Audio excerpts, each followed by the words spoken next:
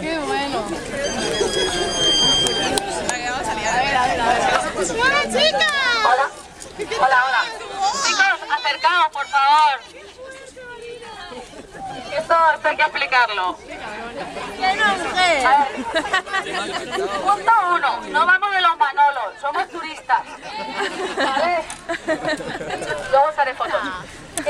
Vamos a hacer, antes de ir al bar donde nos vamos a quedar, vamos a hacer un mini cercatascas. ¿Qué significa esto? ¿Qué es esto?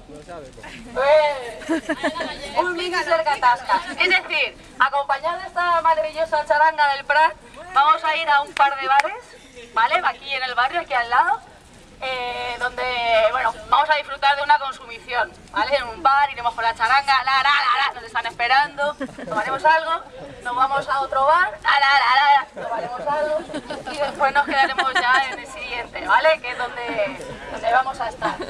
Pero eso, para el que no haya hecho ningún cercatascas, es esto, ¿vale? Y que me es fácil, es fácil. Es muy fácil, dejaos llevar.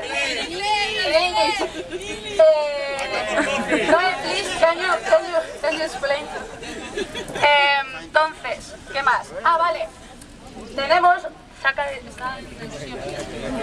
Tenemos unos tickets que os tenemos que repartir a todo esto. Así que estaría bien que de manera ordenada vinieseis a Marta y lo vamos a dar.